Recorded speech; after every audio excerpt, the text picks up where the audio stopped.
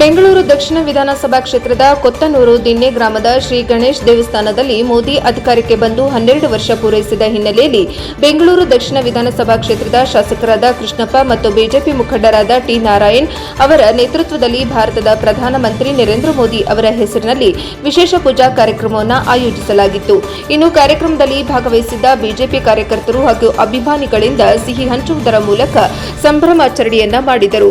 ಇನ್ನು ಇದೇ ಸಂದರ್ಭದಲ್ಲಿ ಮಾತನಾಡಿದ ಶಾಸಕ ಎಂ ಕೃಷ್ಣಪ್ಪ, ಮುಂದೆ ಬರುವ ಜಿಬಿಎ ಚುನಾವಣೆಯಲ್ಲಿ ಪ್ರತಿಯೊಬ್ಬ ಕಾರ್ಯಕರ್ತರು ಪಕ್ಷದ ಪರವಾಗಿ ಕಾರ್ಯನಿರ್ವಹಿಸುವುದರ ಮೂಲಕ ಮುಂದಿನ ದಿನಗಳಲ್ಲಿ ಜಿಬಿ ಚುನಾವಣೆಯಲ್ಲಿ ಭಾರತೀಯ ಜನತಾ ಪಾರ್ಟಿಯ ವಿಜಯದ ಪತಾಕೆಯನ್ನ ಹಾರಿಸಬೇಕು ಮತ್ತು ಭಾರತದ ಪ್ರಧಾನಮಂತ್ರಿ ನರೇಂದ್ರ ಮೋದಿ ಅವರು 12 ವರ್ಷಗಳಲ್ಲಿ ಸಾಕಷ್ಟು ಕೊಡುಗೆಗಳನ್ನು ನೀಡಿದ್ದಾರೆ.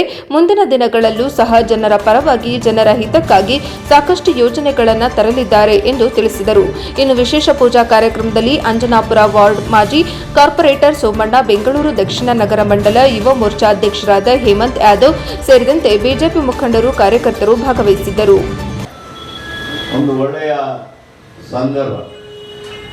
ನಾವು ನೆನ್ನೆಗೆ ಎಲ್ಲರಿಗೂ ಹೇಳ್ತೀವಿ, ಇನ್ನು ಮುಂದೆ ಬರ್ತ್ಡೇ ಪ್ರೋಗ್ರಾಮ್ನ ತಲೆ ಕೆಡಿಸ್ಕೊಂಬೇಡಿ, ಇನ್ನೇನಿದ್ರು ನಮ್ಮ ನರೇಂದ್ರ ಮೋದಿಯವರ 12ನೇ ವರ್ಷದ ಕಾರ್ಯಕ್ರಮ ನಿರಂತರವಾಗಿ ಈ ತಿಂಗಳೆಲ್ಲ ನಡೆಯುವಂಥದಕ್ಕೆ ಎಲ್ಲ ಕಡೆ ಏರ್ಪಾಡನ್ನು ಮಾಡ್ತಾರೆ. ಇವತ್ತೇನು 12 ವರ್ಷ ತುಂಬಿದೆ, ಎಲ್ಲ ಪ್ರಧಾನಮಂತ್ರಿಗಳನ್ನು ಓವರ್ಟೇಕ್ ಹೊಡೆದು 12 ವರ್ಷ ಸಾಧನೆ ಜೊತೆಯಲ್ಲಿ ಇಡೀ ಪ್ರಪಂಚದಲ್ಲೇ ನಮ್ಮ ಭಾರತ ದೇಶವನ್ನು ಅತಿ ಹೆಚ್ಚು ಎತ್ತರಕ್ಕೆ ಬೆಳೆಸಿರುವಂಥ ಕೀರ್ತಿ ನಮ್ಮ ಪ್ರಧಾನಮಂತ್ರಿಗಳಿಗೆ ಅಂತ ಹೇಳೋದಕ್ಕೆ ನನ್ನ ಹೃದಯಪೂರ್ವಕ ಕೃತಜ್ಞತೆಗಳನ್ನು ಪ್ರಧಾನಮಂತ್ರಿಗಳಿಗೆ ಸಲ್ಲಿಸೋದು ನಮ್ಮೆಲ್ಲರ ಕರ್ತವ್ಯ. ಇವತ್ತು ಪಶ್ಚಿಮ ಬಂಗಾಳವನ್ನು ಹೇಗೆ ಗೆದ್ದಿದ್ದಾರೆ, ನೆಕ್ಸ್ಟು ಏನು ಪಂಜಾಬ್ ಇವೆಲ್ಲ ಕಡೆಯೂ ಜಯಬೇರಿಯನ್ನು ಬಾರಿಸ್ತಾ ಇವತ್ತೊಂದು ದಿನ ಪಾರ್ಲಿಮೆಂಟಲ್ಲಿ ಏನು ಬಯಲೂರಾಗಿತ್ತು ನಮ್ಮ ಬಿಲ್ಲು ಕ್ಷೇತ್ರ ವಿಂಗಡಣೆ, ಅದು ಇನ್ನು ಮೇಲೆ 100ಕ್ಕೆ 100 1 ನೇಷನ್ 1 ಎಲೆಕ್ಷನ್ ತೀರ್ಮಾನ ಅಂತೂ 100ಕ್ಕೆ 100 ಒಂದೇ ಆಗತ್ತೆ. ಅದಕ್ಕೆ ಎಲ್ಲರೂ ಬಹಳ ಅತ್ಯುತ್ತಮವಾಗಿ ಎಲ್ಲ ವಿರೋಧ ಪಕ್ಷದವರು ಯಾರ್ಯಾರು ತಮಿಳುನಾಡವರು ಬೇಡ ಅಂದ್ರೆ DMK ಅವರು ಓಕೆ ಮಾಡಿದ್ದಾರೆ. ಈಗ TMC ಬೋರ್ಡ್ಗೆ ಇಲ್ಲ, ಅದು ಸೇರಿದೆ. ಸೊ ಆ ಬಿಲ್ಲು ಪಾಸ್ ಆದಮೇಲೆ ಕ್ಷೇತ್ರ ವಿಂಗಡಣೆ ಆಗಿ ಎಲ್ಲರಿಗೂ ಒಳ್ಳೆ ರೀತಿಯ ಅವಕಾಶಗಳು ಸಿಗುವಂಥದ್ದು ಜಾಸ್ತಿ ಇದೆ. ಅದರಲ್ಲಂತೂ ನನಗೆ ಬಹಳ ಆನಂದ. ನನ್ನ ಕ್ಷೇತ್ರ ಡಿವೈಡ್ ಆದರೆ ಅಕ್ಕಪಕ್ಕ ಸೇರಿದ 5 ಕ್ಷೇತ್ರ MLA ಕ್ಷೇತ್ರ ಆಗುತ್ತೆ. ಅದು ಅಲ್ಲಿ ಎಲ್ಲಿಲ್ಲದಂಥ ಒಂದು ಉತ್ಸಾಹಕಾರಿ. ಆದರೂ ಅದು ಯಾವತ್ತಾಗತ್ತೆ ಅನ್ನೋದಕ್ಕಿಂತ ಜಾಸ್ತಿ ನಾವು ನಿತ್ಯ 5 ಕ್ಷೇತ್ರ ನಾನು ಸೇರುವಂಥ ಜಾಗದಲ್ಲಿ ಬೆಳಗಿನಿಂದ ಸಂಜೆವರೆಗೂ ಒಂದಲ್ಲ ಒಂದು ಕಾರ್ಯಕ್ರಮ ಹಾಕ್ಕೊಂಡು ಇವತ್ತು ನಾವು ಪ್ರಧಾನಮಂತ್ರಿಗಳಿಗೆ ನಾನು ಅರ್ಚನೆಯನ್ನ ಮಾಡಿಲ್ಲ. ಪ್ರತಿ ಯಾವುದೇ ದೇವಸ್ಥಾನಕ್ಕೆ ಹೋದ್ರೆ ನಮ್ಮ ಕುಟುಂಬದ ಅರ್ಚನೆ ಆಗ್ತಿದ್ದಂಗೆ ನಾನು ನರೇಂದ್ರ ಮೋದಿ ಅವರಿಗೆ ಅರ್ಚನೆಯನ್ನ ಮಾಡೋದು ವಾಡಿಕೆಯನ್ನ ಮಾಡ್ಕೊಂಡಿದ್ವಿ. ಅದು ತಾವೆಲ್ಲರೂ ಪೂಜೆಯಲ್ಲಿ ಮಾಡಿದ್ರೆ ನಮ್ಮ ಪ್ರಧಾನಮಂತ್ರಿಗಳಿಗೆ ಒಂದು ಶಕ್ತಿ ತುಂಬುತ್ತೆ ಅಂತೇಳಿ ಅವ್ರಿಗಿನ್ನ ಹೆಚ್ಚಿನ ಆಯಸ್ಸು ಆರೋಗ್ಯ ಕೊಟ್ಟು ಇನ್ನ 2 ಟರ್ಮ್ ಪ್ರಧಾನಮಂತ್ರಿಗಳಾಗಿ ಏನು ನಮ್ಮ ಪಶ್ಚಿಮ ಬಂಗಾಳದ ಮುಖ್ಯಮಂತ್ರಿ ಇದ್ರಲ್ಲ ಅವರ ಓವರ್ಟೇಕ್ ಅನ್ನು ಹೊಡೆಯೋದು ಆಶ್ಚರ್ಯ ತರೋದಿಲ್ಲ, ಅದು ಆಗತ್ತೆ.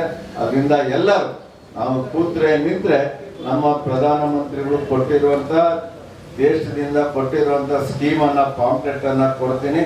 ಅದನ್ನ ಮನೆಗೆ ನಮ್ಮ ಮುಖಂಡರು ಯಾರು ಕಾರ್ಪೊರೇಟರ್ ಆಗಬೇಕು ಅಂತಿದ್ರ ಅವರೆಲ್ಲರೂ ಅದನ್ನ ಮನೆಗೆ ತಲುಪುವಂತ ಕೆಲಸ ಮಾಡಿದ್ರೆ ನಮ್ಗೆ ಇನ್ನ ಅತ್ಯುತ್ತಮವಾದ ಶಕ್ತಿ ತುಂಬುತ್ತೆ. ಯಾಕೆ ಅಂತಂದ್ರೆ ನಮ್ಗೆ ಯಾವ್ಯಾವ ರೀತಿಯಲ್ಲಿ ಯೋಜನೆಗಳನ್ನ ಕೊಟ್ಟಿದ್ದಾರೆ ಆ ಯೋಜನೆಗಳನ್ನ ನಾವು ಮಾಡುವಂತ ಕೆಲಸ ಮಾಡೋಣ.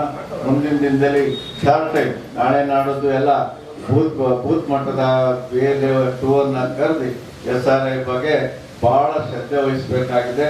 ಅದು ಬಹಳ ಮುತುವರ್ಜಿ ವಹಿಸಬೇಕಾಗಿದೆ. ಕಾರಣ ಕಾಂಗ್ರೆಸ್ ಸರ್ಕಾರ ಇರೋದ್ರಿಂದ ನಾವು ಅದ್ರ ಬಗ್ಗೆ ಹೆಚ್ಚಿನ ಗಮನವನ್ನ ಕೊಟ್ಟು ಅಧಿಕಾರಿಗಳನ್ನ ಅಷ್ಟು ಈಸಿಯಾಗಿ ನಂಬಿರ ನಮ್ಮ BLA2 ಏನಿದೆ ನೋಡಿ ಅವರೇ ನಮ್ಮ ಮುಂದಿನ ಶಕ್ತಿ ತುಂಬೋದಕ್ಕೆ ಕಾರಣ ಆಗುತ್ತೆ. BLA2ಗಳಿಗೆ ಟ್ರೈನಿಂಗ್ ಕೊಡೋದಕ್ಕೆ 2 ದಿನದಲ್ಲೇ ಪ್ಲಾನ್ ಮಾಡ್ತಿದ್ದಾರೆ ನಮ್ಮ ಅಧ್ಯಕ್ಷರು. BLA2ನ ನಾವು ರೆಡಿ ಮಾಡಿಕೊಂಡ್ರೆ ಮಾತ್ರ ನಾವು ಶಕ್ತಿ ತುಂಬತ್ತೆ. ಅಧಿಕಾರಿಗಳನ್ನ ನಂಬೋದು ಬೇಡ. ನಾವು ಏನಿದ್ರು ನಮ್ಮ ಕಾರ್ಯಕರ್ತರು ನಮಗೆ ಶಕ್ತಿ ತುಂಬುವಂತ ಕಾರ್ಯಕರ್ತರನ್ನ ರೆಡಿ ಮಾಡಿ ಮನೆಗೆ ತೆರಳಿ ಅಧಿಕಾರಿ ಜೊತೆ ಅಪ್ಲಿಕೇಶನ್ ಅನ್ನ ಕೊಡ್ತೀವಿ. ಅಧಿಕಾರಿ ಬರೋಕ್ಕೆ ಮೊದಲು ಏನು 31ಕ್ಕೆ ಶುರುವಾಗ್ತಾ SR ಅದಕ್ಕೆ ಮೊದಲು ನಮ್ಮ PLA 2ನ ಕಳಿಸಿ ಮನೆಗೆ ಕಳಿಸಿ ಅವ್ರ ಚೆಕ್ ಮಾಡಿ ಬಂದಾಗ ಅಪ್ಲಿಕೇಶನ್ ಬಂದಾಗ ಫಿಲ್ಅಪ್ ಮಾಡಿ ಅಂದ್ರೆ ಮಾತ್ರ ನಮಗೆ ಶಕ್ತಿ ತುಂಬುತ್ತೆ. ನಾವು ಏನಾದರೂ ಅಧಿಕಾರಿನ ನಂಬಿದ್ರೆ ಅಧಿಕಾರಿಗಳು ನಮ್ಮ ಕಡೆ ಇಲ್ಲ. ಅಧಿಕಾರಿಗಳು ಯಾವತ್ತೂ ಸೂರ್ಯಕಾಂತಿ ಹೂವು ಇದ್ದಂಗೆ ಸರ್ಕಾರ ಆಗಿದೆ ಆ ಕಡೆ ತಿರುಗ್ತಾರೆ. ನಮ್ಮ ಕೆಲಸವನ್ನ ನಾವು ಶ್ರದ್ಧೆಯಿಂದ ಮಾಡಲೇಬೇಕಾಗ್ತದೆ. ಜನ ನಮಗೆ ವೋಟ್ ಹಾಕೋ ಜನ ಬಹಳ ಇದ್ದಾರೆ. ಆ ಜನನ ನಾವು ಲಿಸ್ಟಲ್ಲಿ ಪರ್ಮನೆಂಟ್ ಮಾಡ್ಕೊಳ್ಳೋದು ನಮ್ಮ ಕರ್ತವ್ಯ, ನಮ್ಮ ಆದ್ಯತೆ. ಯಾರು ಇದರಲ್ಲಿ ನೆಗ್ಲೆಕ್ಟ್ ಮಾಡಬೇಡಿ. ನಾನು ಇವತ್ತು ಪಂಚಾಯತಿಗಳ ಕಡೆನೂ ಜಾಸ್ತಿ ಗಮನವನ್ನ ಕೊಡ್ತಾ ಇದ್ದೀನಿ.